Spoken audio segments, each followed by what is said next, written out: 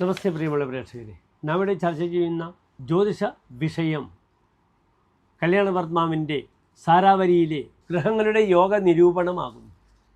ഇവിടെ നാം ചർച്ച ചെയ്യുന്നത് ഷഡ്ഗ്രഹ യോഗ നിരൂപണമാണ്. 6 ഗ്രഹങ്ങളുടെ യോഗം. ഇത് സാരാവരിയിലെ 19ാമത്തെ അധ്യായത്തിലെ 3ാമത്തെ ശ്ലോകമാണ്. ഈ 6 ഗ്രഹങ്ങളുടെ യോഗത്തിൽ ജനിക്കുന്ന വ്യക്തി എപ്രകാരമാണെന്നാണ് ഇവിടെ സാരാവരിയിൽ കല്യാണവർമാവ് വിശദീകരിക്കുന്നത്. ഇവിടെ ഈ 6 ഗ്രഹങ്ങളുടെ യോഗത്തിൽ വരുന്ന ഗ്രഹങ്ങൾ 3 ശുഭഗ്രഹങ്ങളും 3 പാപഗ്രഹങ്ങളുമാകുന്നു. ഇവിടെ ശുഭഗ്രഹങ്ങളിൽ ചന്ദ്രനും ബുധനും ശുക്രനും, പാപഗ്രഹങ്ങളിൽ ആദിത്യനും ചൊവ്വയും ശനിയുമാകുന്നു.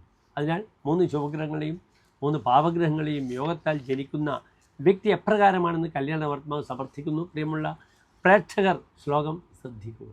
ചോര പരദാരരത കുഷ്ഠി സ്വജനേർ നിരാകൃതോ മൂർഖഃ സ്ഥാനഭ്രഷ്ടോ വിസുതോ ബുധേന്ദു രവ്യാര ശനി ശുക്രൈഹി.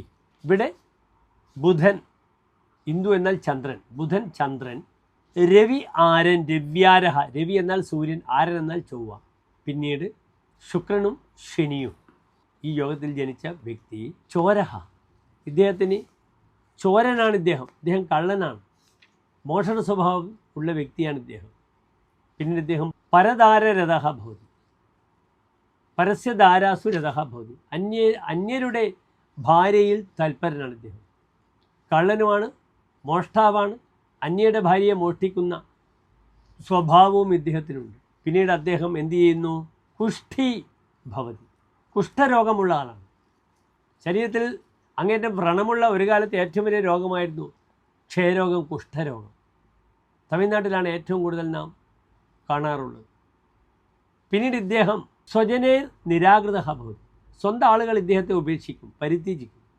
ഇങ്ങനെയുള്ള സ്വഭാവമുള്ള വ്യക്തികളെ സ്വന്തം ആളുകൾ ഒരു തരത്തിലും പൊറപ്പിക്കുവാൻ സാധ്യതയില്ല, നമുക്കറിയാം. പിന്നീട് ഇദ്ദേഹം മൂർഖ ഭവതി, മൂർഖ സ്വഭാവമാണ് ഇദ്ദേഹത്തിൻ്റെ. ഒരു ക്വാളിറ്റിയും ഇല്ലാത്ത ഒരു ജാതകത്തിൻ്റെ ഷഡ്ഗ്രഹ യോഗത്തിൻ്റെ ഉടമസ്ഥനാണ് നാം ഇപ്പോൾ ചർച്ച ചെയ്യുന്നത്. സ്ഥാനഭ്രഷ്ട ഭവതി, സ്ഥാനഭ്രഷ്ട, സ്വന്തം സ്ഥാനത്തിൽ നിന്നും അദ്ദേഹം സ്ഥാനചലനം സംഭവിക്കുന്നു, സ്ഥാനം നഷ്ടപ്പെട്ടു പോകുന്നു. വിസുധ ഭവതി, അദ്ദേഹത്തിന് സന്താന യോഗവുമില്ല, മക്കൾ അദ്ദേഹത്തിന് വിട്ടുപോകുന്നു.